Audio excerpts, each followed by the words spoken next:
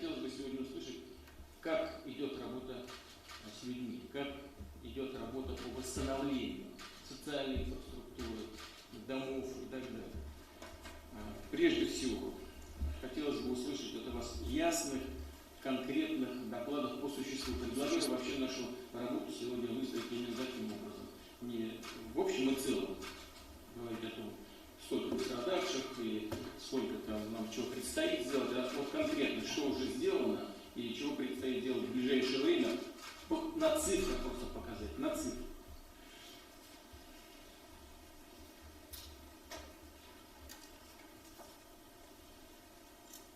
И, конечно, я очень бы хотел от вас услышать, как осваиваются средства, полученные из федерального бюджета.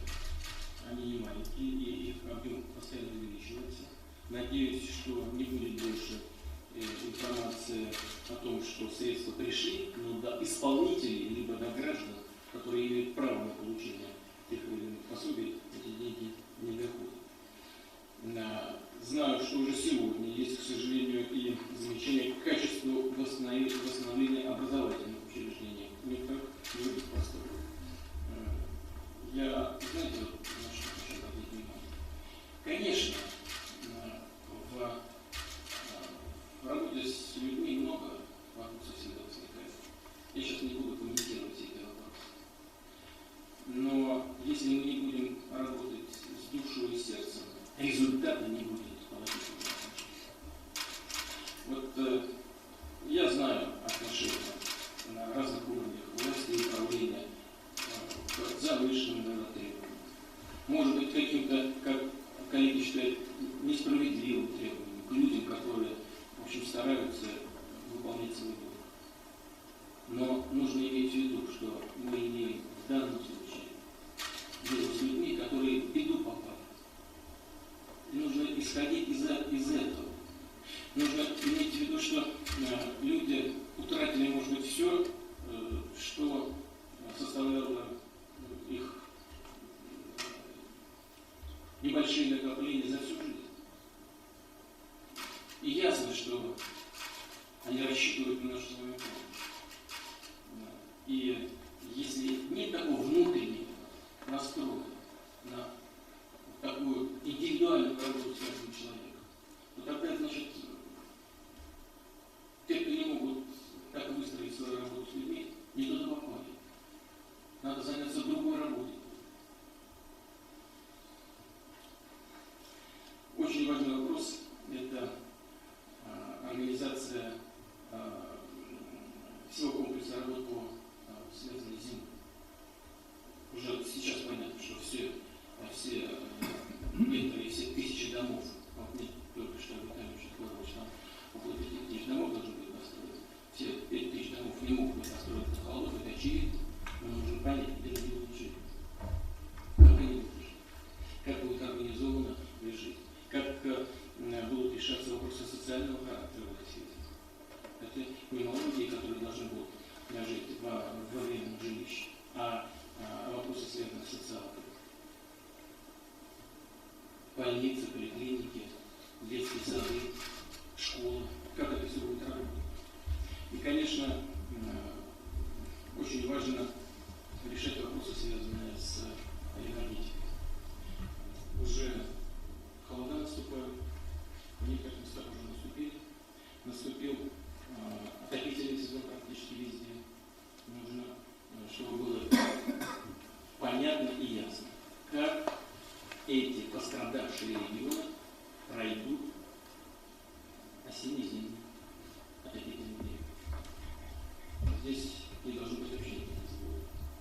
Ну и, разумеется, не будем забывать о поддержке производителей, малого и среднего бизнеса, а также о возмещении ущерба личным подсобным хозяйствам и, как я уже говорил в последней нашей встрече, и тем гражданам, которые утратили свои огороды на подсобные участки.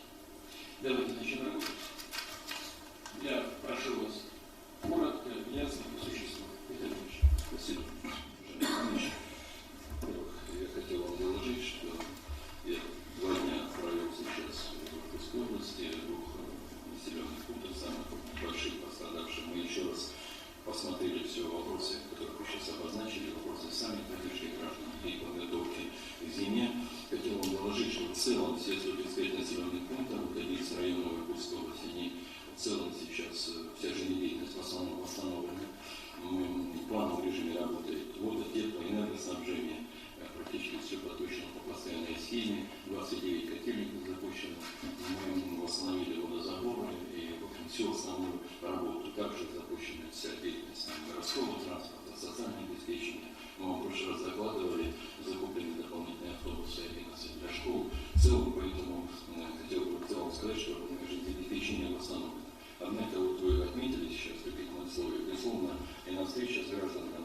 достаточно много вопросов с индивидуального плана, поддержка семей, которые будут зимовать в тех домах, которые мы не расселяем, или арендные жилье. Здесь ряд вопросов, которые вы обозначили, конечно, еще требуют решения. Мы встретились с главой муниципальных образований, договорились по всем этим вопросам и будем держать их на контроле. Первое, конечно, это сами выплаты, о которых вы сейчас сказали. Хотел вам доложить, что сейчас по 10 тысяч и на утерю имущества получили 46 554 гражданина, выплачено сегодня 2 миллиарда 580 миллионов. Это практически все ресурсы, которые мы направили в ресурсы, они довели до граждан. Вот на вчерашний день где-то всего в судах 218 заявлений, которые хотят подтвердить свои права. Больше мы исходим из того, что эта работа завершена, и эти 218 заявлений будут, если подтверждены, они мгновенно решение судов будут выполнены. Поэтому по выплатам такая ситуация. Хотел бы также вас поблагодарить, вы давали указания, 7 бригад судейских были работали, 8138 заявлений в судах.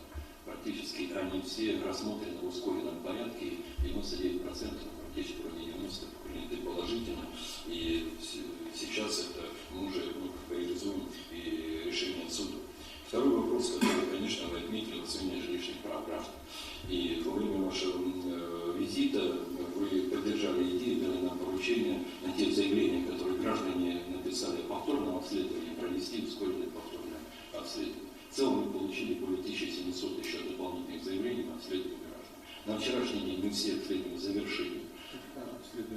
Второе, повторное обследование после повторного паводка, и тогда люди обращались к вам, что первое обследование, вода ушла, где-то, так сказать, устойчивые здания, фундаменты и другие.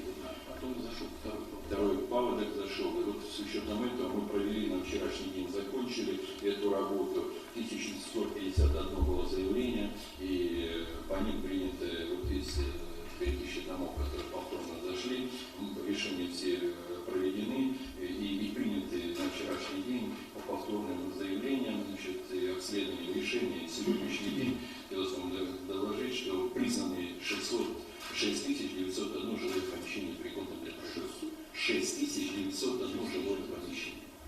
Это, конечно, по сравнению вот на момент вашего приезда практически на 1700 жилых помещений увеличилось.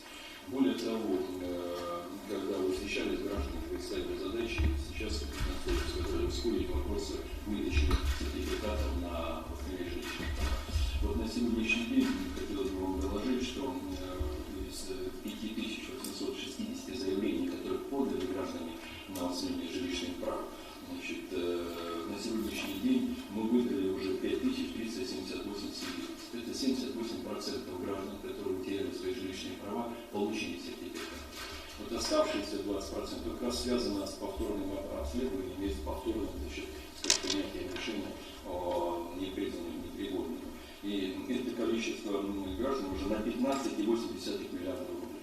Правительство приняло решение, мы из резервного фонда выделили 14,7 миллиардов. Сейчас уже превышаем на 1 миллиард. В ближайшее время правительство примет решение дополнительных миллионов денег на то, чтобы удовлетворить все запросы. Более того, на сегодняшний день 1575 семей приобрели новое жилье. Уже приобрели это в других населенных пунктах, здесь же, в трех населенных пунктах или в Иркутской области. В целом мы оплатили уже 4,3 миллиарда рублей на новое жилье. То есть практически где-то 1575 семей уже жилищные вопросы свои решили. Мы договорились с муниципалитетом, с губернатором, что все семьи, которые мы ставили, многодетные семьи, таких 339 семей, пожилые люди, одинокие люди, они специально сопровождаться должны и должна быть оказана поддержка по переезду и решению вопроса. Мы вчера еще раз посмотрели, мне по всем вопросам технологии выдачи и ускорения оставшихся сертификатов, тоже ряд решений приняли по ускорению этой работы. Надеемся, что в ближайшие недели мы закроем выдачу вопросов по сертификатам. И те люди, которые приняли решение жилье, будут уже удовлетворены. Таким образом, эта работа, она находится на контроле, и я думаю, что через неделю мы уже заложим серьезно в завершении работы по выдаче сертификатов и оплаты этой работы. Что касается капремонта, конечно же, вы абсолютно здесь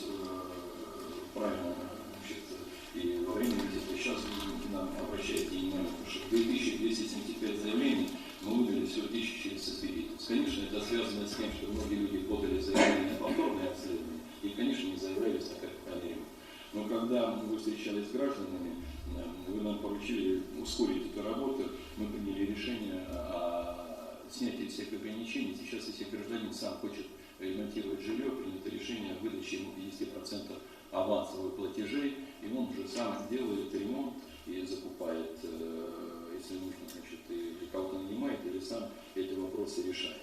Мы уже оплатили где-то вот 406 таких помещений, но темпы здесь действительно они очень слабые. Если мы по многоквартирным домам практически все в капитальном ремонте, мы в ближайшую неделю завершаем перечень работы пойдем, то по индивидуальному жилью, конечно, здесь нам еще предстоит серьезная работа. Думаю, что губернатор об этом подробно доложит. Особое внимание, которое вы обратили во время встречи, приезда Турона, это было на детей. Сегодня я хотел бы вам доложить, что мы принятые ваши решения реализуем, чтобы все дети первого-второго курса были переведены из платных отделений на бесплатно. Составлен список, оказалось 308 таких ребят, которые учатся на первом-втором на платных отделениях. 308 ребятишек, 79, которые учились в колледжах, переведены на бесплатное образование, на бюджетные места. И вот 308 высших учебных заведений мы такое системное решение в ближайшие дни просто примем. И с начала учебного года на ближайшие, это практически мы на завтра хотим такое распоряжение подготовлено, потому что нам придется очень разных много Они уже учатся. Они с первого дня платить, мы первый договорились семестр, никто не оплачивал, такие указания всем высшим учебным заведениям дали, а сейчас системное решение будет принято, потому что очень разные позы, коммерческие, принадлежащие ныне просвещению, принадлежащие. Мы сейчас на этой неделе все это вопрос закроем. Дальше, кстати, с вашим поручением, 25 сентября правительство внесло, и Федеральное собрание приняло специальный закон, предусматривающий освобождение от налогов на доходы физлиц, полученных пострадавших стихий. Кроме того, это доходы граждан, которые сдают жилье тем, кто будет зимовать и еще ждать будет жилья и не будет жилья. По доходу налог он освобожден, граждане не будут его платить. Также, значит, закон Иркутской области пострадавшие принято решение освободить от платы транспортного налога, налога на имущество. Что касается страховых выплат, которых также вы обращали ваше внимание, на сегодняшний день со страховыми компаниями все работа проведена. Было 3069 страховых договоров, страховых случаев, в том числе 5254 случая страхования имущества, 405 случаев здоровья. И все страховые выплаты уже осуществлены, об этом мы договорились. Сбербанку мы давали поручение, и Сбербанк сегодня произвел реструктуризацию долгов 1371 клиента из зон подтопления на 499 миллионов рублей, в том числе 53 предпринимателей на 87 миллионов. По схеме реструктуризации принятой банком за счет обнуления процентных ставок за 1 год. Клиенты сохраняют в своих бюджетах около 160 миллионов рублей. То есть это тоже Сбербанк сделал. Дальше, значит, в соответствии с программой восстановления, которая... Они там, по-моему, не только это обещают еще. Да, я ниже доложил, Сбербанк принял решение о строительстве инфекционной больницы и ремонт фасада и восстановление территории существующих оборудования существующей. Речь не только о Сбербанке, речь и о некоторых других компаниях крупных. Я с ними разговаривал, как вы знаете, многие из них выразили желание помочь, поддержать, вложить необходимые средства в восстановление социальной инфраструктуры, и некоторые даже в жилье, в спортивные объекты. Нужно просто, когда вы все это планируете, безусловно, учесть все, что будет вкладываться в компанию. Видишь, мы не только учли после вашего поручения, спасибо вам, вы лично проговорили с каждым главой компании, значит, мы встретились с каждым, и я могу вам доложить, что «Газпром» принято решение о строительстве многофункционального комплекса в Тулуне, это будет ледовая арена, и с зданием мы выделили земельный участок, значит, сгруппировали его и, значит, обеспечили инженерной инфраструктурой и будет строить. Дальше Роснефть будет строить школу на 1230 мест, современнейшая школа с бассейном, с хорошими, значит, залами, такая современная школа. РЖД приняло решение о строительстве 2 жилых домов, у них более там 100 человек, собственно, пострадавших, выделены земельными участками Нижнеудинской в 2 жилых дома. И также РЖД приняло решение о строительстве участия эти школы в новом микрорайоне, многоквартальные. За железной дорогой, за железной дорогой у них там дома остались в плохом состоянии. Это улица Совхозная, которая мы вчера, как раз был вице-президент РЖД, мы договорились, во-первых, в эту субботу мы сделаем мероприятие, попробуем по водопонижению, подвода воды, что там железная дорога немножко продавила грунт, и вода стоит в подвалах у людей. Они к вам подходили. Вчера я еще раз посещал эту улицу. Мы договорились, что в субботу мы сделаем, попробуем водопонижение сделать. И дальше за счет РЖД вместе с правительством сделаем проект, вообще в целом исследуем этот микрорайон, сможем ли мы оттуда отводить эту воду. Ну и по тем домам, которые критичны, там уже около 5 домов, примем решение о признании их аварийной и расселении.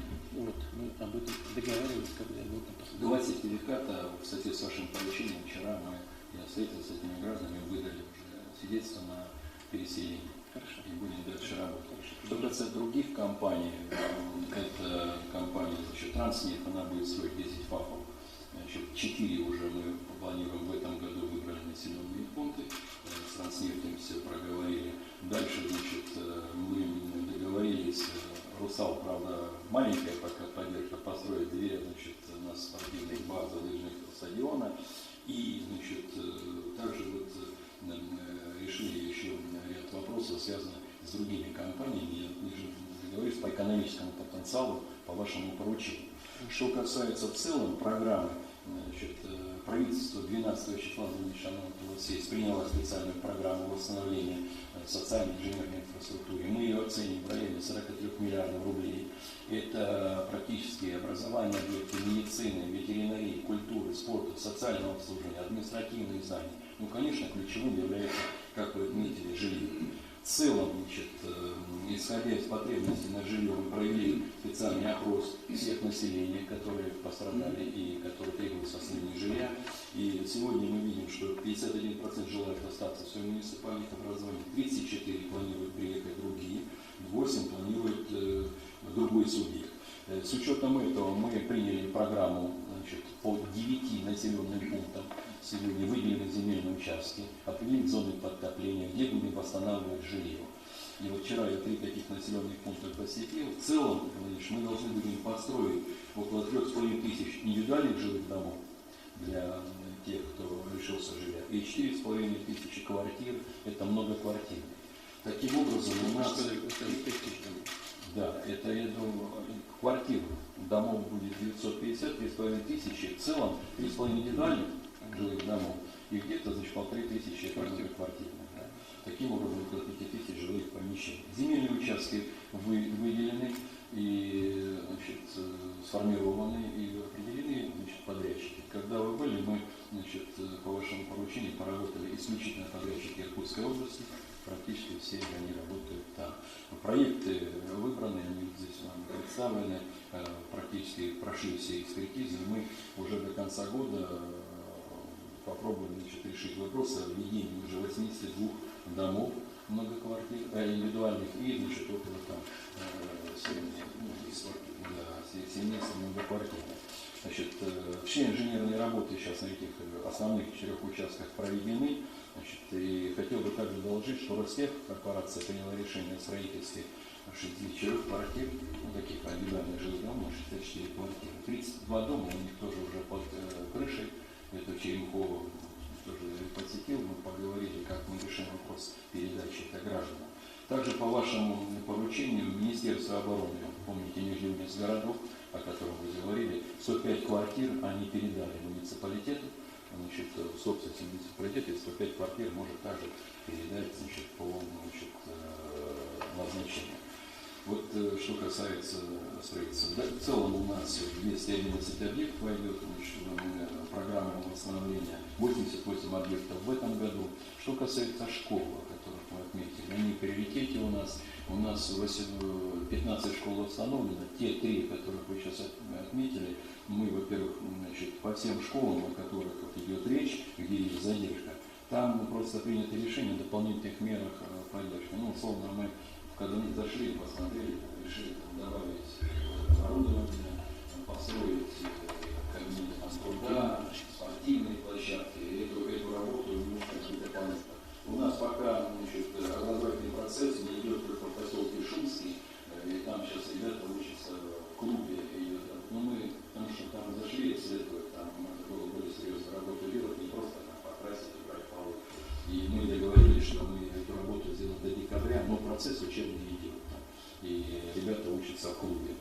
что касается этой работы.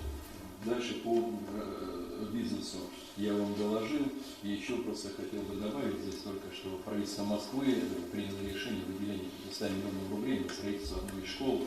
Возможно, это будет тот район, когда вы встречались, там малочисленный коренной народ, Тополара. И вот в этом районе, возможно, мы за эти ресурсы восстановим эту школу. Еще одна работа – это поддержка предпринимателей. Значит, с вами предприниматели встречались. Значит, правительство приняло решение о выделении 500 миллионов рублей на компенсацию. Составили реестр. На данный момент 419 предпринимателей получили выплату по 200 тысяч рублей. Значит, выдано 39 микрозаймов на 77 миллионов. Ну и еще принято решение вытащить выплаты до 1,5 миллиона рублей на сегодня поддержку предпринимателей. Сейчас идет работа, и сегодня на утро первые только 7 выплат пошли, приняты все необходимые нормативные акты, но вот эта работа тоже разворачивается. Что касается программы экономического развития, она сделана, подготовлена. Мы ее вчера в первом приближении посмотрели. Объем инвестиций вроде 16 миллиардов рублей, где-то 2800 рабочих мест она предполагает во всех населенных пунктах. Более того, вчера ЖД доложила, что они восстановили по вашему поручению 508 рабочих мест в Нижнеудинске и в Луне. И уже 80 человек получили рабочие места, реально там. Заказ они обещали.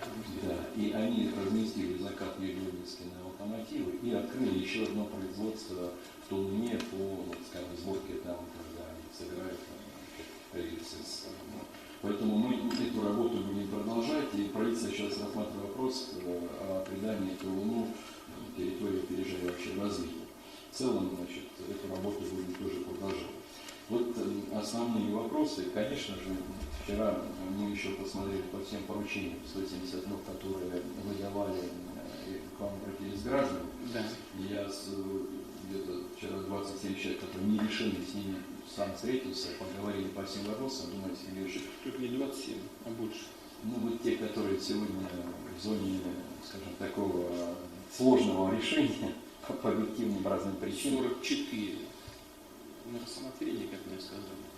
29 отказано и 5 отказались якобы от первоначальных своих запросов. Ну, в целом, вот я вам не докладываю персонально по теме губернатора Мы сейчас поговорим еще. Да. Вот скажите, пожалуйста, вот у меня вопрос такой. Значит, на 12 октября семьи жилые дома или квартиры признаны непригодными для проживания, выдано 5217 свидетельств на приобретение жилья. Да. Это, слушайте, Да. значит, Сергей Георгиевич, к вам тоже вопрос. 76% от необходимого количества, из которых профинансировано 1360, 26 от выданных. Это нормально, вы считаете? Это по плану или все-таки это недостаточно? Конечно. Вот смотрите, значит, я вам сказал, что 51% хотели бы остаться, значит, они будут ждать строительства жилья. Они размещены в мультивильном размещении или находятся у родственников, у знакомых, или у них есть второе жилье. По ним принято решение 12 тысяч мы оплачиваем аренду и освободили от налогов. Значит, таким образом, из этой цифры мы предполагаем с учетом повторного обследования, что к этой цифре еще где-то мы думаем, что добавится, значит, ну, еще где-то 200-300, значит, семей. Поэтому это, в принципе, цифра неплохая, это под 80% уже, значит, выданы на руки, и 1500 оплачено, это куплено жилье, люди переехали. Они переехали. Ну, а что профинансировано? Только 26%. Деньги-то в регионе есть. Деньги есть, конечно. Да, почему профинансировано только 26%? Вы профинансированы что имеется в виду? Это всего общая сумма, потому что основная сумма будет вложена в строительство. Где-то мы рассчитываем, вот если взять 27%, которые покупают жилье, вот сегодня на 4 миллиарда, действительно, где-то 26%, потому что 4 миллиарда это оплачивается на втором рынке, на вторичном рынке жилья. Это 4,5 миллиарда мы уже оплатили. И предполагаем, что 200-300 семей еще купят на вторичном рынке. Поэтому это нормальная цифра, потому что основные люди ждут строительства жилья. И поэтому основные деньги... А пока по ремонту? Пока по ремонту, конечно, мы здесь, надо честно сказать, очень слабо работаем. Потому что люди хотят сами в основном делать ремонт. Мы приняли решение, сейчас 50% будет на руки, всего там, я вам доложил, сейчас 500 700 всего семей записали заявление, получили реально деньги. Но многие из них ждали повторного обследования, потому что не заявлялись на капремонт. Все-таки 1700 человек подали заявление на повторное обследование. 82% от общего количества все-таки подали такие заявления. Да. Но выдано всего 1362 свидетельства на проведение капремонта. Это всего 50% от общей суммы, от общего количества. Среди этого есть многоквартирных 96 домов, в которые мы централизованно ведем ремонт отмостки, там делаем подвалы, укрепляем стены там, и решаем эти вопросы. Нет, ничего угодно. Я же говорю, что выдано 1362 свидетельства на проведение капремонта. А это всего 50% от общего количества. Это очень низкий процент, я согласен, что здесь вот губернатор доложит, потому что это... Хорошо, Сергей Юрьевич, почему так мало? Давайте расскажите, как вы оцениваете. Мне с этого вопроса или... Да. Хотите, как вам удобно? Я бы... Не забудьте. Хорошо, я не забуду. Хорошо. Уважаемый Владимирович, значит, я сразу тогда дополню то, что сказал Дарья Иванович, значит, по части вопросов обращений к вам, когда вы были у нас 2 сентября, значит, цифры у меня, значит, они выверены, я поясню, почему есть разница. Значит, было 171 обращение граждан, 138 или 81% решен положительно, либо решение не нужно было, нужны были разъяснения. Ну, например, какова перспектива развития города Тулана, Нижегородска, мы подробно этим людям объяснили разъяснение. Значит, одно на рассмотрении нотариуса, это, может быть, вы помните, к вам обращался человек, который из места заключения прибыл, ему нужно наследство вступить, и, так сказать, мы сейчас запросили все документы, нотариус готовит для того, чтобы принять решение о вступлении в наследство. Вы его вправо не положили? Нет. Исключение Да? Конечно, мы помогаем, чтобы решить вопрос. Да. Значит, одно в настоящий момент находится в суде, там долго тоже собирали документы различные в разных местах Российской Федерации. 4 в административном порядке – это люди, которые не из зоны затопления, которые хотели получить, ну, так как будто они там, значит, были в зоне затопления, значит, мы им, значит, решили таким образом, что еще в порядке обследования делаем, и если дома будут подходить под то аварийное расселение, о котором говорил Иванович. Значит, ну вот 6 обращений по решению суда, которые были отказаны ранее, значит, в рамках действующего законодательства мы, к сожалению, не можем вопрос пока решить, хотя ищем варианты, как им помочь, ну, другими направлениями.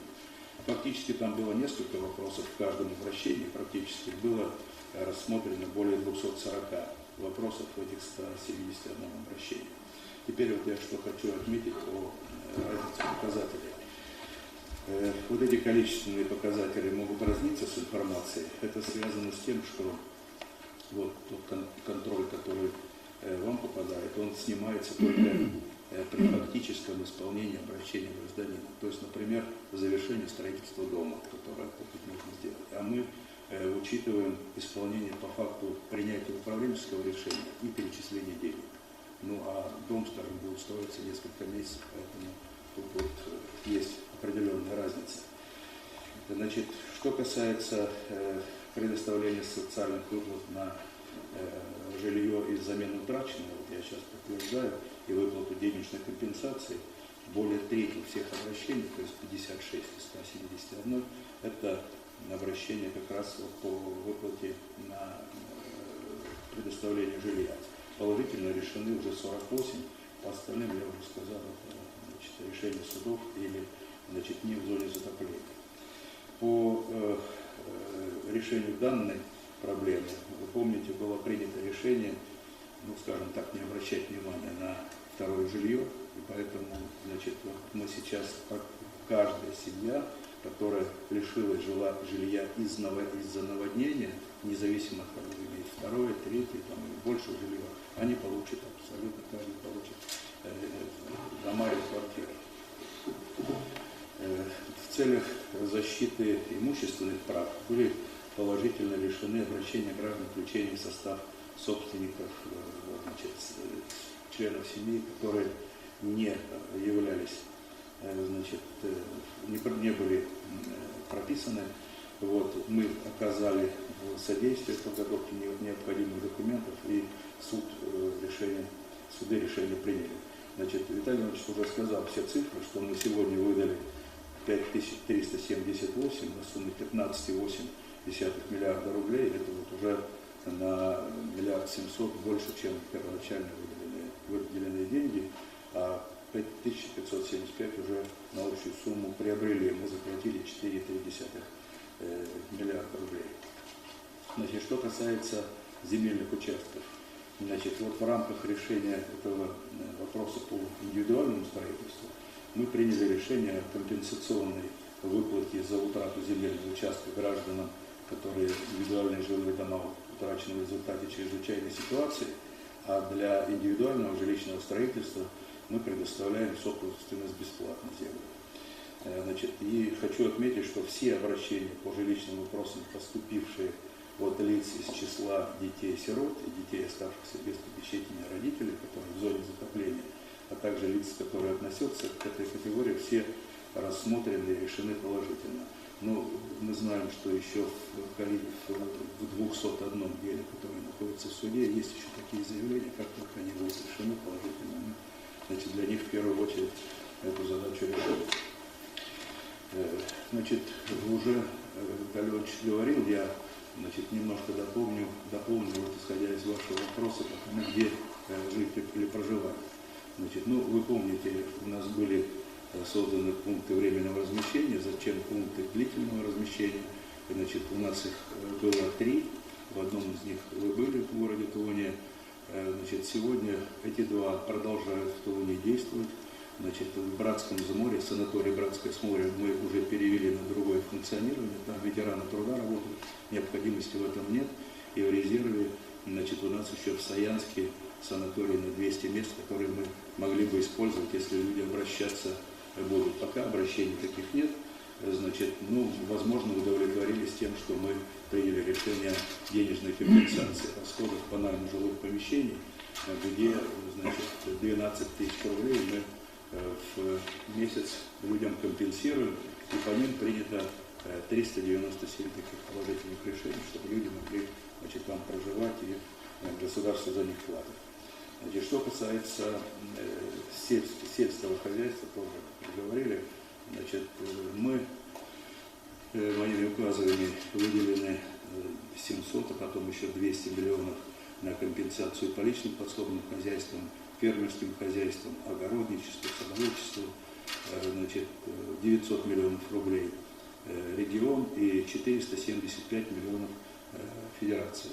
Значит, Министерство сельского хозяйства, 464 из федеральных уже распределены, остальные там есть замечания к документам. Мы договорились с Минсельхозом, что они еще 36 миллионов добавляют, так было не учтено, будет ровно 500, я думаю, что до конца месяца мы это сделаем.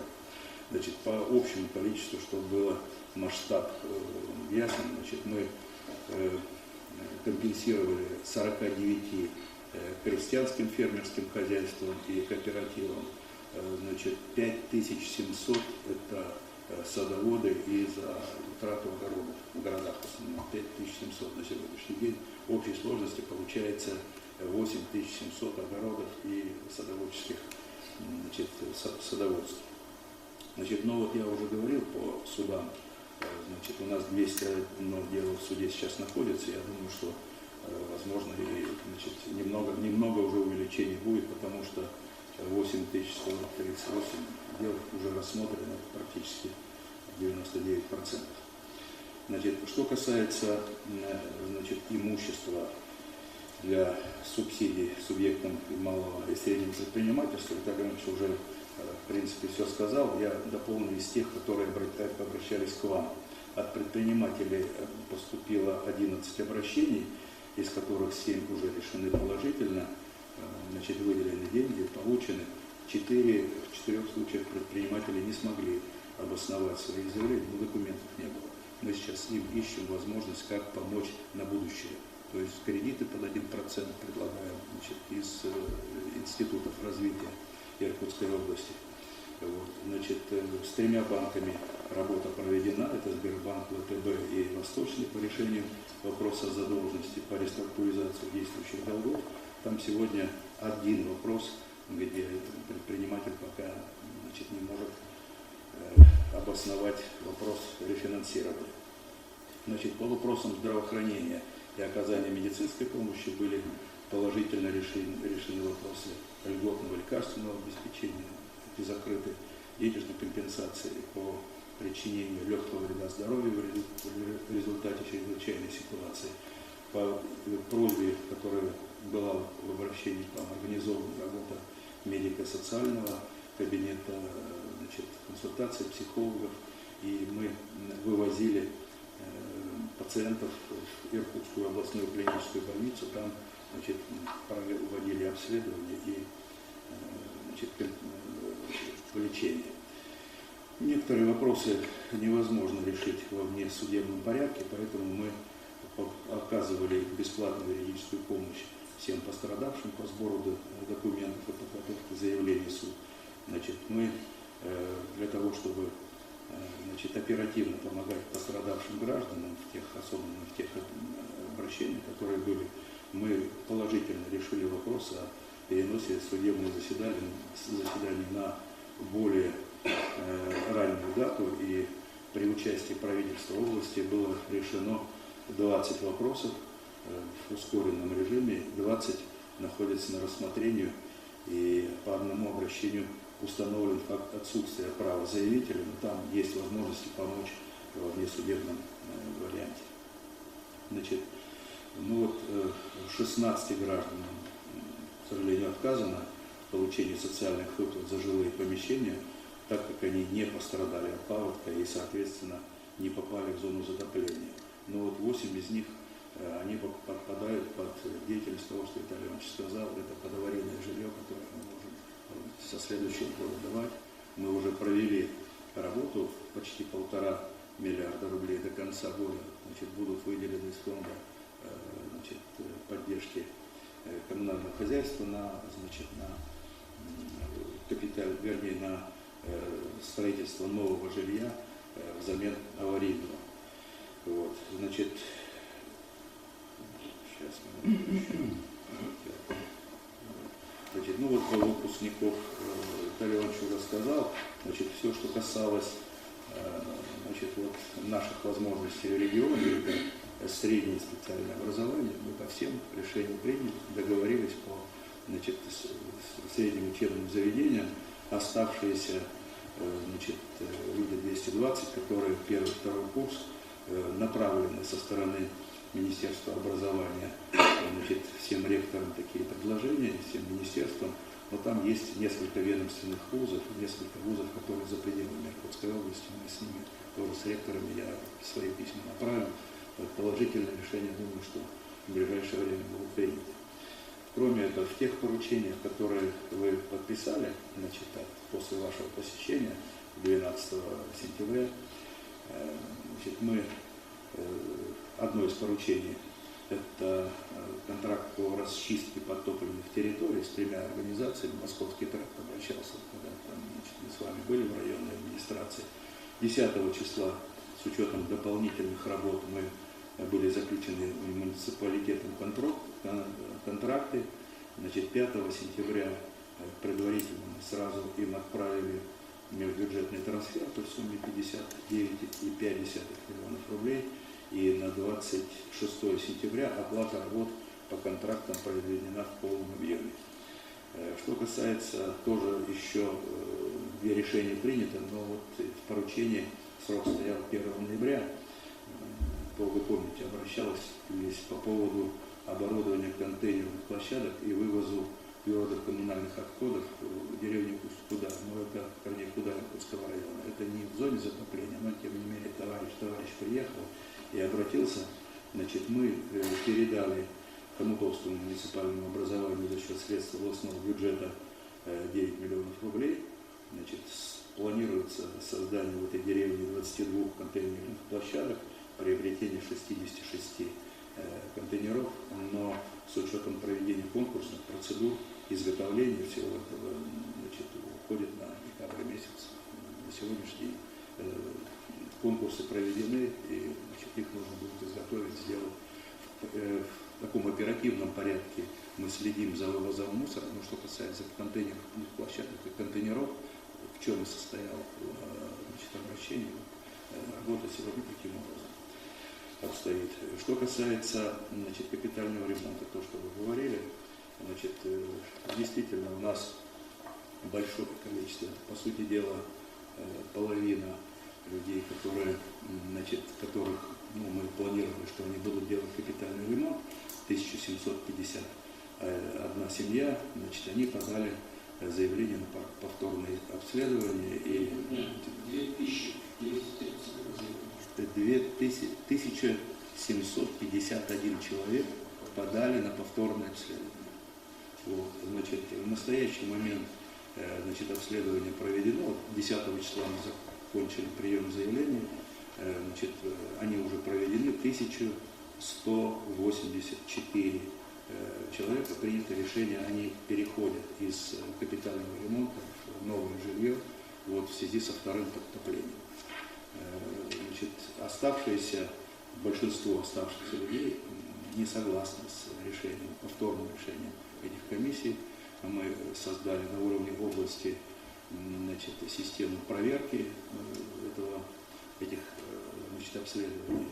Значит, специализированные организации с большим опытом. Мы ко все помещения, которые нужно повторное обследование, люди не согласны, мы проверим еще раз областной значит, организации. Значит, Виталий Иванович уже сказал, что 93 дома многоквартирных ведет в централизованном порядке капитальный ремонт, областной фонд капитального ремонта. Значит, там никаких авансов и никаких отдельных договоров не нужно. Вот, значит, и что касается 300, примерно 300, оно меняется каждый день, значит, человек, это в индивидуальных домах, там, где отдельные дома, значит, мы приняли решение, решение по 50% авансирования, мы им на сегодняшний день значит, эти авансы эти выплатили, но часть находится, я уже говорил, там, не согласны с капитальным ремонтом, они хотят все-таки значит, добиться того, чтобы это был снос и новое жилье или там, на вторичном рынке. Мы с ними со всеми работаем, но на сегодняшний день таких людей 600 семей, это достаточно много, которыми вопрос по капитальному ремонту, если это все устоит, то это будет на лето следующего года, на весну следующего года. Что по территории решение принято? Конечно, мы, наверное, в первом таком регионе по масштабной работе провели, по 7 решениям приняты на уровне, там очень сложное решение, зоны потопления определены, приказы изданы, значит, Росреестра, Росхоза, значит, и занесены эти территории в Росреестр. Все зоны потопления определены, границы обозначены. По ним запрещена сельскохозяйственная деятельность, там не будет восстанавливаться жилье, социальная инфраструктура. В случае, если мы проведем берегоукрепительные работы, какие-то защитные мероприятия, мы можем вернуться к этой территории, вернуть ее в зоны подтопления. И еще по 15 завершается работа, потому что планета институт изучается, идет обсуждение с муниципалитетами. Эту работу мы завершаем. Практически везде определены зоны подтопления. Евгений, вы принимаете участие? Да. В этой работе? Да. Вот по определению зон подтопления. Субъект, Посмотрите ресурсы, фотографии, мы делаем обоснование. Думаешь, я один вопрос задаю, прошу прощения, было обращение, там 112 человек, поселок Вознесенский. Значит, мы, значит, я вот сейчас отсюда покажу, значит, я там на месте был, мы проводили собрание, значит, они не хотят никуда уезжать, им нужен сертификат, они хотят остаться на месте, но перевести на более высокое место, но там земли лесфонда федерального. Вот мы все документы оформили, и, значит, я думаю, что на следующий год мы можем строить. 112, там самое большое было. Нет, не выделено, потому что она лесфонда. Лесфонда.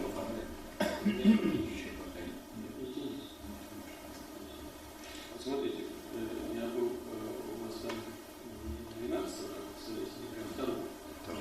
2-го сентября. Поручение 12 года.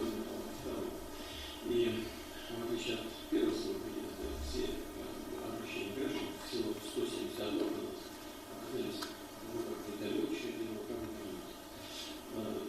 Что по работе с ним, особенно с этими обращениями, положительно такое решено 93 решения.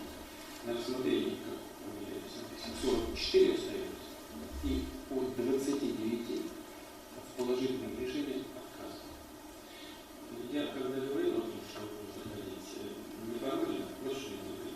Конечно, возможно, обращение от людей, которые, может быть, в рамках принятых решений и действующего закона и не имеют права на поддержку и помощь в связи с подтоплением. Но они бы не обращались к нам, если бы у них было все, как в народе говорят, в шоколаде. Это значит, что у людей есть проблемы. Если уж они до нас добрались с этими бумагами, с этими обращениями, я вас прошу подойти к этому неформально, а отработать это так, как это положено в таких структурах государственных, которые с душой относятся к людям. Не в рамках вот, принятых решений по этому стихийному бедствию, а за этими рамками. Просто посмотреть, что можно сделать, и сделать это. Я попрошу Сергея Ивановича мне взять вот эти вопросы на контроль и доложить мне о том, как идет работа по тем заявлениям, которым отказано. По тем людям, которым отказано их заявление. Так, теперь послушаем коллег наших в других регионах. Давайте начнем с Биробиджана. Пожалуйста.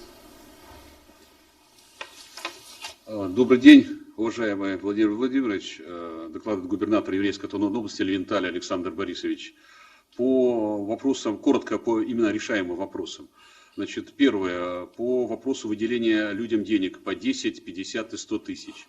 Региону были выделены ресурсы в размере 79 миллионов 960 тысяч рублей.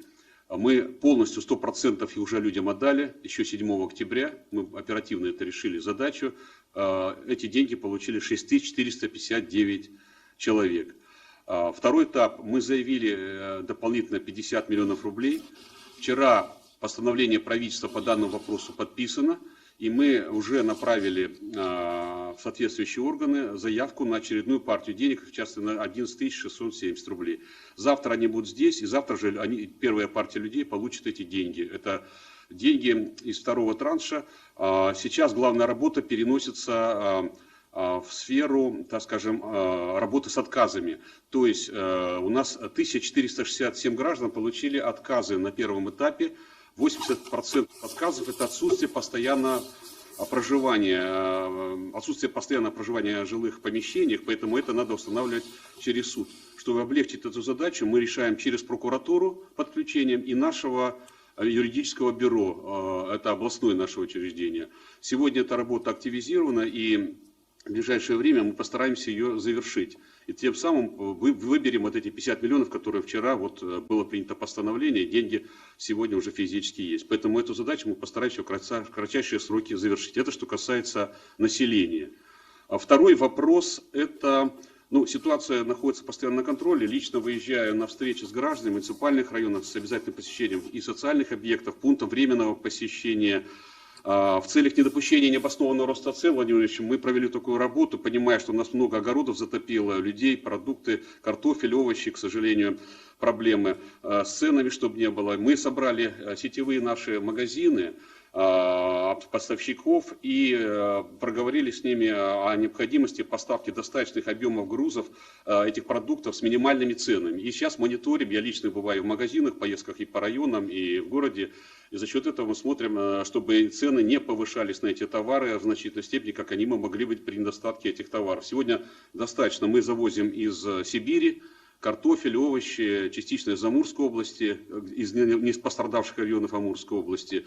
Так что этих товаров достаточно, но цены несколько повысились, но незначительно. Следующее направление – это по жилью. У нас, Владимир Владимирович, пострадало, подтопленными оказалось 497 помещений.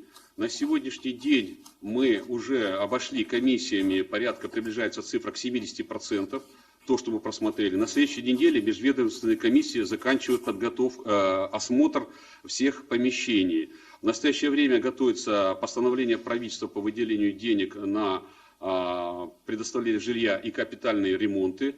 У нас на сегодняшний день по выявленным уже проведенным исследованиям 99 утрачено будет из тех, что мы осмотрели, 173 подлежит капитальному ремонту и 54 не пострадало. Нам на этот год уже предварительно по проекту этого постановления определено, мы с Минстроем согласована цифра, которую мы успеем освоить в этом году, 116 миллионов рублей. Остальные деньги будут, если мы не успеем какие-то моменты решить, они будут осваиваться в следующем году. Но если мы сделаем такую работу, постараемся больше работу выполнить именно в этом году, поэтому постараемся сделать заявку до конца года, может быть, часть средств следующего года все-таки в этом году освоить, чтобы люди как можно быстрее получили жилье или на капитальный ремонт. Это ключевая задача, над которой мы сегодня работаем. По сельскому хозяйству, Владимир Владимирович, наша территория сельскохозяйственная, поэтому я вам докладывал, у нас пострадало почти 50% посевов, вернее, так скажем, да, посевов под 50, и это почти на 49% больше, чем даже в 2013 году, хотя, казалось бы, масштабы затопления были большие, но тем не менее уровень поверхностных вод в этом году был гораздо больше, чем в 2013 году. На сегодняшний день мы с Минсельхозом отработали уже все цифры, все документы находятся сегодня в Минсельхозе, у нас общая сумма подтвержденных нами документами 534 миллиона рублей. Мы ожидаем выхода распоряжение правительства по данному вопросу, все документы есть, так что мы мгновенно раздадим деньги, как только будет постановление правительства и доведены до региона. Здесь мы полностью готовы. По проблеме огородников, садоводов, Владимир Ильич, я просил вас оказать поддержку в этом направлении, было ваше поручение, предварительно мы разговаривали с Якушевым, который координирует министром СКХ все вопросы. Предварительно было сказано, что еврейскому автономии будет оказана вот эта помощь, потому что, к сожалению, ввиду несбалансированности бюджета мы не можем, мы все ресурсы, которые были, через резервный фонд потратили на спасение, так скажем, аварийно-спасательные работы. Поэтому, если это будет доведена такая помощь, мы будем очень благодарны. У нас 8599 таких участков. И в помощь нашим сельхозникам, мы подали от правительства в законодательное собрание инициативу рассрочки арендных платежей наших сельхозпроизводителей на 3 года, для того, чтобы они имели возможность, не было нагрузки их фискальной в этом году, потому что они пострадали, и финансовые потоки, понятно, у них небольшие обороты будут в этом году. Один вопрос есть постановочный, Владимир Владимирович, хотели бы вашей поддержки в этом части. По транспортной инфраструктуре. Мы все цифры согласовываем с Минтрансом, точнее с Росавтодором. И основные цифры у нас согласованы, последние детали уточняются, мы тесно здесь работаем с ними. Но единственное, что хотели бы попросить.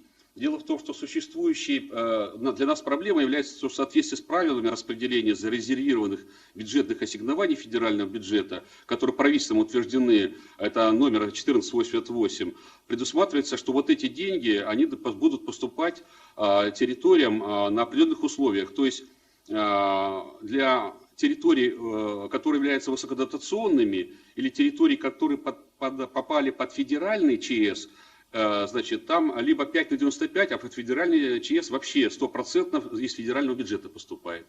А для территорий других это 30 на 70. Это получается, наша еврейская область не попала в высокодотационные и не под федеральные полы. Поэтому получается, что где-то порядка 300 миллионов рублей оценивается сегодня. Значит, получится, что мы должны будем порядка 100 миллионов дать денег на софинансирование.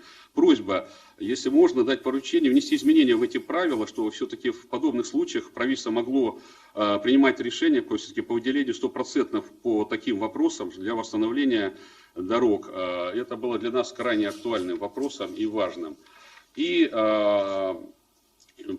последний вопрос, и дальше по отоплению я хотел 2 слова буквально сказать. По затоплению, Владимир Ильич, мы рассмотрели вопрос по строительству берегоукрепляющих дамб, строительству защитных сооружений и так далее.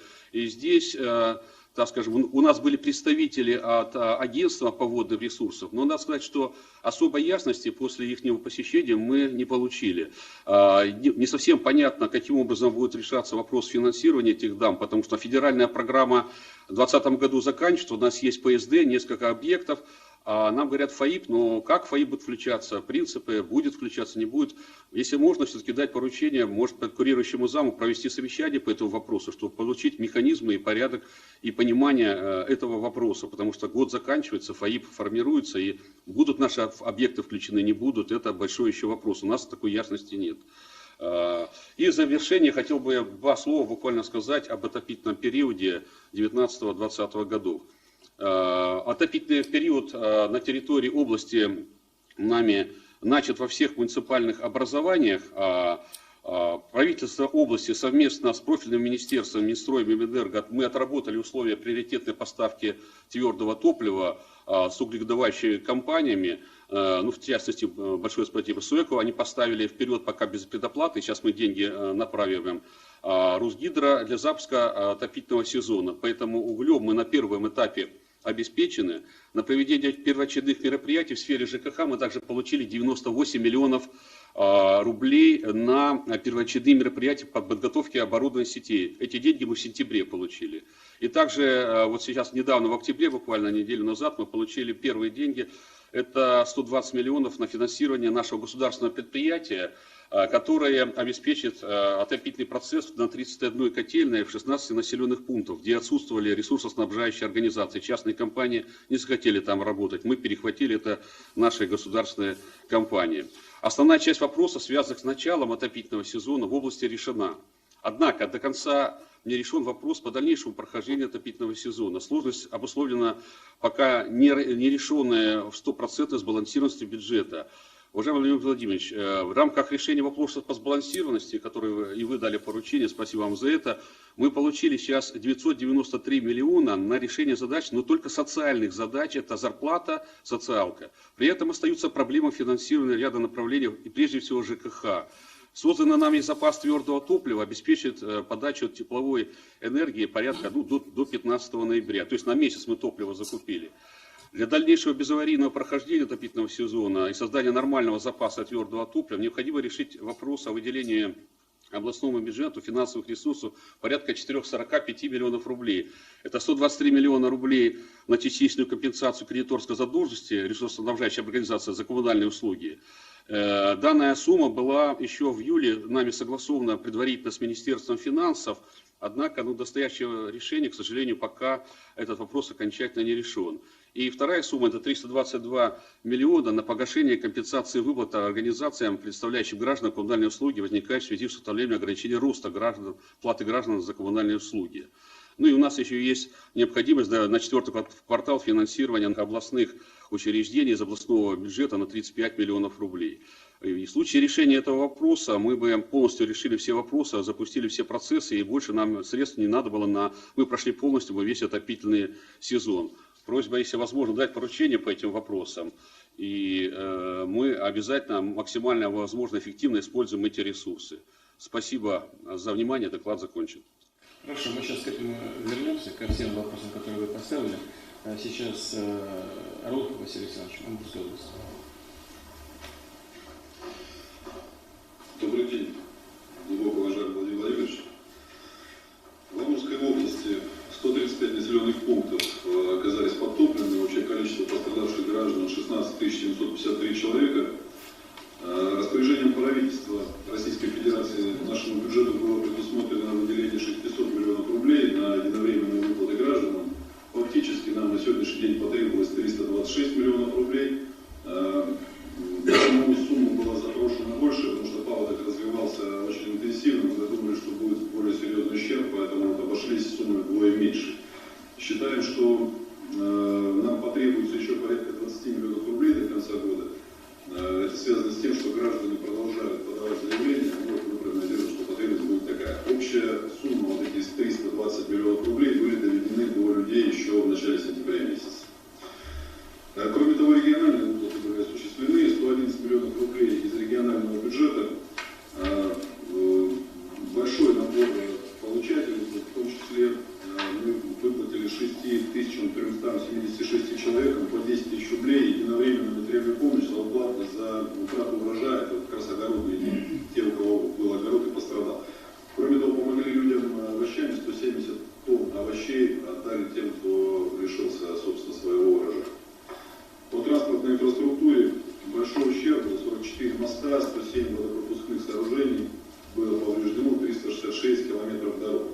Из областного бюджета мы направили на срочное восстановление 406 миллионов рублей, обследовали ущерб совместно с Росавтодором, 1,7 миллиарда рублей он составил.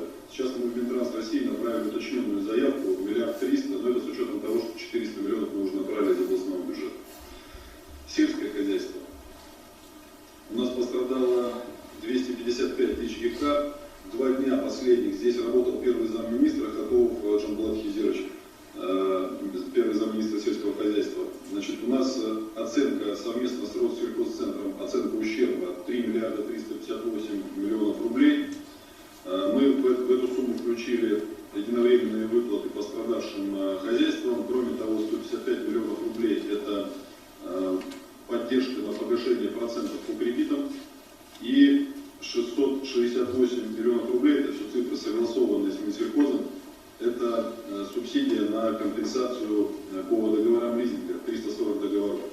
На сегодняшний день Минсельхозом, насколько мне известно, подготовлены проекты нормативно-правовых актов и направлены в правительство Российской Федерации. Хочу здесь еще одну тему поднять, я раньше об этом не говорил, но, наверное, надо поднимать на вашем уровне. У нас в августе текущего года зарегистрирована вспышка африканской чумы свиней. Это связано с подтоплением, проведено уточнение по вирусу, этот вирус пришел из Китая, поэтому это абсолютно связаны между собой вещи. Мы на сегодняшний день изъяли и уничтожили у людей и у хозяйств 15 300 голов свиньи. На сегодняшний день ущерб только из областного бюджета, это полномочия наши, 240 миллионов рублей де-факто, и мы планируем, что эта цифра увеличится до 350 миллионов рублей. Здесь я хотел бы вот на что ваше внимание обратить. Совокупно из областного бюджета мы на ликвидацию последствий, предупреждение последствий чрезвычайной ситуации направили больше миллиарда рублей. Из них 320 миллионов это паводок, из них 110 миллионов это то, что гражданам отдали как единовременная выплата. 320 миллионов еще в пункт. 406 миллионов это дороги, восстановление. Вот сейчас мы видим, что примерно 350 миллионов рублей это по африканской чуме свиней, единовременные выплаты, мы выплачиваем по 150 рублей за килограмм живого веса свинины. Итого больше миллиарда рублей, и для нас небольшие деньги. У нас общий бюджет 63 миллиарда. Поэтому, если есть возможность, я просил бы Минфину поручить при распределении субвенций на сбалансированность бюджета эти цифры также рассмотреть. По поводу жилья. У нас завершена работа межведомственных комиссий по признанию жилищных помещений непригодными для проживания. Хочу поблагодарить за очень хорошую работу Владимира Владимировича Якушева, Минстроя России. На сегодняшний день 742 дома или 889 жилых помещений признано пострадавшими, в том числе 278 жилых помещений, в них проживало 653 человека, признаны непригодными для дальнейшего проживания. 601 жилых помещений, в которых проживает на сегодняшний день 1571 человек, подлежат ремонту.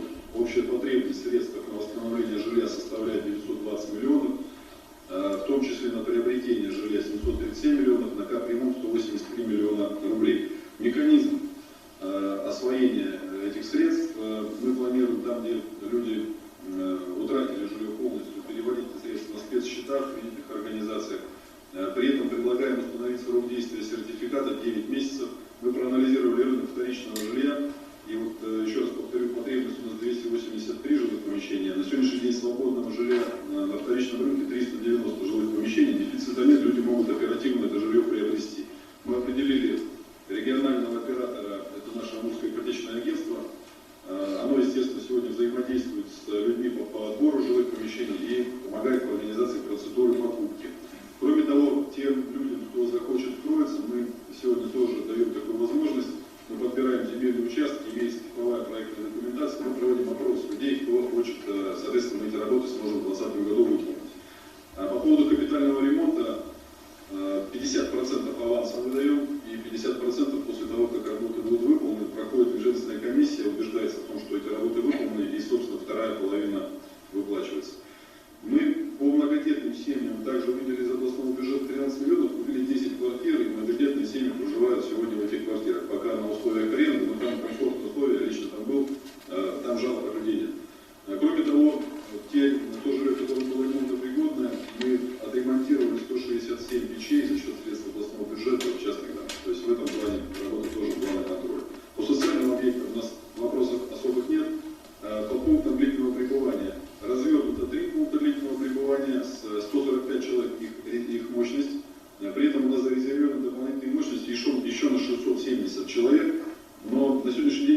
в этих пунктах пребывания живут 29 человек, 6 детей. Не пользуются спросом эти пункты пребывания, хотя там условия, на мой взгляд, комфортные. Я там тоже был, и на мой взгляд, жалоб от людей нет, люди очень довольны тем, как их там разместили. Но вот, тем не менее, констатируем, что проживает в них только 29 человек. Проехали мы на прошлой неделе все территории, посмотрели, как люди живут. Многие живут у родственников, многие, получив единовременные выплаты, снимают жилье. Некоторые люди живут в своих кухнях, зимних кухнях, так называемых, где есть отопление, то есть они, в принципе, могут перезимовать там, но, конечно, там условия не слишком комфортные, люди ждут, когда пойдут деньги на приобретение жилья из федерального бюджета. Доклад окончен. Спасибо большое. Сергей Иванович, пожалуйста, Хабаровский край. Уважаемый Владимир Владимирович, в Хабаровском крае было потоплено 12 муниципальных образований, 10 муниципальных районов, 2 городских округа. Было потоплено 126 населенных пунктов. Пострадало 448 домов, 568 жилых помещений, в которых проживает 1722 человека. Из пострадавших домов обследованы все 448 домов, 478 жилых помещений, 84%. Признаны по итогам обследования непригодными для проживания 137 домов или 210 жилых помещений, в которых проживает 456 человек. Признаны требующие капитального ремонта 221 дом, 268 жилых помещений, в которых проживает 771 человек. Было потоплено 2754 приусадебных участка. Также было потоплено 97 социально значимых объектов, 65 объектов образования, 16 объектов здравоохранения, 11 объектов культуры, 5 объектов спорта. Также было потоплено 21 мост, 274 километра автомобильных дорог общей протяженностью 274 участка автомобильных дорог протяженностью 308 километров, 33 километра теплотрасс и 75 километров линий электропередач. Пострадало 66 сельхозпроизводителей, 2525 личных подсобных хозяйств, 8721 огород. На 16 октября ситуация стабилизировалась, остаются потопленными 6 муниципальных районов, 29 населенных пунктов, 123 приусадебных участка, 22 участка автомобильных дорог. У нас развернут на сегодняшний день один пункт временного размещения ПВР, находится 34 человека. Всем людям по необходимости будет предоставлено либо благоустроенное общежитие, либо предоставлены квартиры из маневренного жилья. Но это на усмотрение желания людей. А остальные граждане проживают у родственников или пострадавших домах. В Хабаровске все дети имеют возможность посещать школу и детские сады. Восстановлено уже 9 участков автомобильных дорог. Значит, до 16 числа выплаты составили из федерального бюджета выделены и перечислены бюджетные ассигнования в размере 252 миллиона рублей, выплачено 252 миллиона. 20 тысяч, 20 граждан, единовременная материальная помощь по 10 тысяч на общую сумму 200 миллионов 200 тысяч. 422 гражданам финансовая помощь по 50 тысяч рублей на сумму 21 миллион 100 тысяч рублей. 307 граждан финансовая помощь по 100 тысяч рублей на общую сумму 30 миллионов 700 тысяч. В соответствии с поручением председателя правительства подписано дополнительно постановление из резервного фонда на 40 миллионов. Из регионального и муниципального бюджета, из резервного фонда правительства Хабаровского края проведены выплаты на общую сумму 10 миллионов 380 тысяч рублей. 375 граждан получили единовременную материальную помощь по 10 тысяч рублей на 3 миллиона 428 тысяч. 103 гражданина финансовую помощь на 50 тысяч рублей, по 50 тысяч рублей на 4 миллиона 523 тысячи. И 30 граждан по 100 тысяч рублей на 2 миллиона 429 тысяч. Отопительный сезон начат, все котельные работают, топливо завезено в полном объеме, готовность котельных 98,9%. Полагаем, что проблем для прохождения отопительного сезона у нас нет. Единственное, значит, что мы ждем помощь по автомобильным дорогам и по инфраструктуре. А так, в основном, все остальное находится под контролем, ежедневно мониторится. Особых проблем сегодня не видим. Единственная проблема, наверное, по детскому саду в городе Комсомольске-на-Амуре, но это связано с тем, что Амур высокий, и за счет грунтовых вод вода попадает в подвал. Поэтому, как только снижается уровень Амура, насосами снижаем уровень воды в подвале. По всем остальным объектам приступили к дератизации и дезинфекции, проводим просушку. В общем, все, работаем в плановом режиме. Хорошо, спасибо. Олег Николаевич, Владивосток.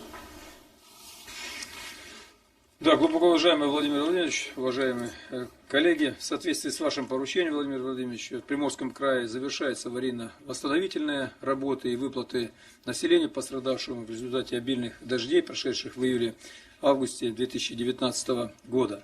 Объекты топливо-энергетического комплекса, систем жизнеобеспечения, социальной инфраструктуры работают в штатном режиме. По выплатам из средств муниципального и краевого бюджета населению выплачено уже порядка 78 миллионов рублей, в том числе 39 миллионов рублей за потерю урожая. На следующей неделе за потерю урожая еще будет доплачено 26 миллионов рублей тем деньгам, которые выплачивали непосредственно муниципальное образование там по 2 районам. По дорогам было разрушено 71 километров дорог, 22 моста. Завершены работы все, значит, по восстановлению этих дорог, пока в режиме пропускной способности. Вот, то есть затрачено денежных средств порядка 137 миллионов, это из краевого бюджета, заброшено 207 миллионов из федерального бюджета, 70 миллионов мы освоим в этом году, остальные на следующий год. По сельскому хозяйству у нас непосредственно 107 сельхозпредприятий пострадало и 26 личных подсобных хозяйств, 12,8 тысяч гектар.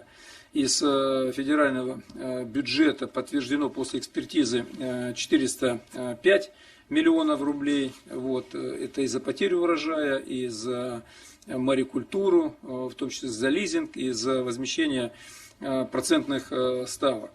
Вот, то есть, значит, в целом мы со своей стороны направили порядка 537 миллионов рублей на различные выплаты, касающиеся восстановления дорог, выплаты населению, в том числе расчистки русел рек, те мероприятия, которые дают свой эффект. Из краевого бюджета на эти цели направлено 222 миллиона рублей, столько же запрошено из средств Минприроды России. Нам подтверждены эти деньги, надеемся, что они будут получены, и до конца года наиболее благоприятный период – это ноябрь-декабрь, когда реки мелеют, нет нерестового хода, они будут очищены, также будет произведено берегоукрепление рек на территории 52 километра.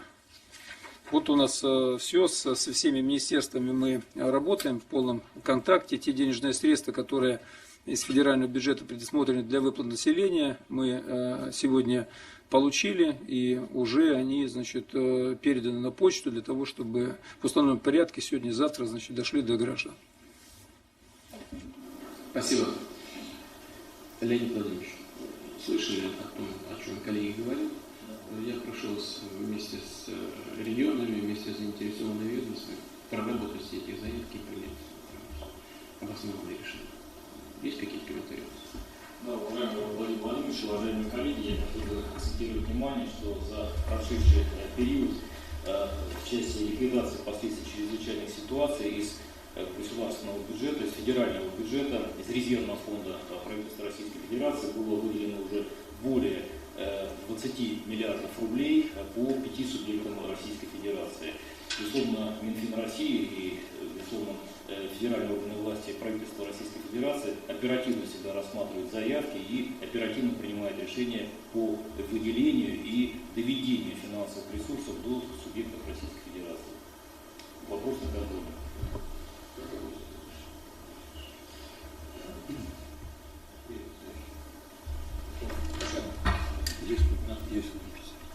Уважаемый Владимир Владимирович, в рамках выполнения ваших ликвидации последствий степных пожаров в Забайкалье наступил вчера. В основном все работы организованы, оказана необходимая помощь людям, получившим ущерб здоровью, 13 человек. В полном объеме осуществлены выплаты 898 гражданам, признанным пострадавшими. Обеспечены жилой площадью все семьи, оставшиеся при жилье, 142 квартиры приобретено, 5 жилых домов построено. Проведены восстановительные работы на 113 чебанских стоянках, 76 завершены, по 36 происходит благоустройство территории, и по одной на чебанской стоянке человек решил ее сделать самостоятельно, не справляется со сроками, мы тоже поможем. До конца октября все работы будут завершены. Восстановлены 3 уничтоженных моста, сданы водозаборные сооружения в селах Шарове и Косархой. Завершено строительство библиотеки и Дома культуры в селе Ималка. Собственно, вся работа по указу. Спасибо. Владимир Владимирович, пожалуйста.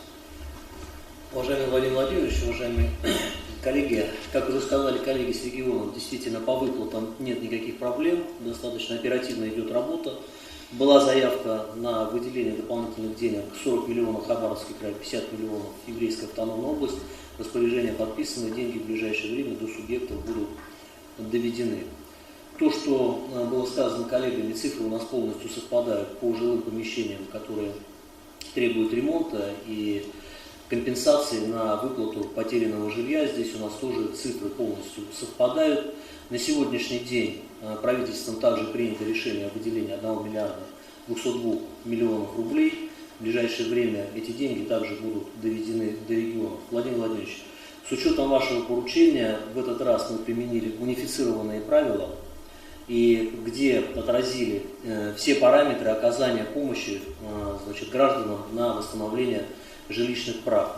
Это позволит оказывать социальную поддержку гражданам в наименее сжатые сроки, потому что раньше мы на каждую чрезвычайную ситуацию писали новые правила. Поэтому вот здесь с нашими коллегами провели такую работу. Согласно правилам, возмещению подлежат затраты на капитальный ремонт квартиры, домов в расчетах 6 тысяч рублей за 1 квадратный метр. И в случае утраты жилого помещения предоставляется социальная выплата на его приобретение или строительство из расчета площади утраченного, но не более социальной нормы и среднерыночной стоимости жилья, которое определяется Минстроем. Необходимые материалы субъекты также все представили, и мы действительно тут с ними находимся в достаточно хорошем контакте. То, что касается мероприятий, которые были озвучены по Министерству сельского хозяйства, Минсельхоз действительно подготовил проект распоряжения, который предусматривает выделение из резервного фонда 4 миллиардов 880 миллионов рублей, где были как раз в этом распоряжении отражены все забросы по сельхозтоваропроизводителям и подсобным хозяйствам, о чем говорили коллеги. То, что касается оказания помощи гражданам, занимающимся огородничеством на предоставленных для этих целей участках. С субъектами Российской Федерации мы договорились следующим образом, что эту помощь 3 субъекта Российской Федерации, Амурская область, Хабаровский край и Приморский край, окажут за счет региональных бюджетов. То, что касается Еврейской автономной области, Владимир Владимирович, я также поддерживаю коллегу, потому что действительно у них проблема с бюджетом, и вот на 90 миллионов их поддержать для того, чтобы огородникам эту помощь оказать. Также то, что касается подготовки к зиме, 3 субъекта Российской Федерации у нас без проблем готовы и пройдут, уверен, отопительный сезон. То, что касается Еврейской автономной области, здесь также было озвучено 98 и 120 миллионов выделены. Они сегодня реально в работе и направлены на то, чтобы проходить отопительный сезон. Там представители Минстроя сегодня находятся на территории, поэтому мы эту ситуацию держим под жестким контролем. То, что касается 445 миллионов рублей, о чем было заявлено губернатором, мы сейчас эти цифры перепроверяем вместе с Минфином и дополнительно доложим, какая потребность необходима будет для того, чтобы пройти отопительный сезон без проблем. И проблема, которую Еврейская автономная область также поднимала по компенсации на транспортную инфраструктуру с точки зрения софинансирования, мы с ними тоже отработаем, с коллегами с Минтранса, и думаю, что найдем здесь совместное решение, как их в этом вопросе поддержать. То, что касается африканской чумы, мы достаточно подробно обсуждали эту тему на видеоконференции с нашими коллегами. То, что касается этой беды, Там есть отдельный регламент у Минсельхоза. Минсельхоз в этом отношении работает и готовит сейчас отдельное решение по субъектам Российской Федерации, где у нас появилась африканская чума. Ну и то, что касается транспортной инфраструктуры, мы также с коллегами, цифры, которые озвучены, они все выверены, действительно подтверждаются все те объекты. В основном освоение денежных средств будет проходить в 2020 году. То, что касается этого года, Минтранс планирует выделить 70 миллионов Приморскому краю, 50 миллионов рублей Амурской области. Все остальные работы мы проведем в 2020 году. Поэтому вся работа, Владимир Владимирович, будет продолжаться, и мы доведем реализацию всех мероприятий до полного завершения, так же, как Забайкалье. Уважаемые коллеги, мы представляем себе весь фронт работ, он достаточно большой. И этот фронт работ должен быть развернут как можно быстрее. Разумеется, в соответствии с климатическими условиями, с тем, чтобы ничего зря мы деньги на ветер не бросали. Ничего не бросали, деньги тем более на ветер не бросали. Чтобы каждый рубль пошел на благо тех регионов и людей, которые там в этих регионах проживают. Ситуация в пострадавших от паводка регионах должна быть лучше, может быть лучше и обязательно будет лучше. После окончания работы я обязательно проверю, каков результат. Давайте не откладывать это в долгий ящик, не смотреть на приближающиеся там различные праздники, а работать так, как того требует обстановка. И так, как этого ждут от нас люди, которые живут на этих территориях. Спасибо.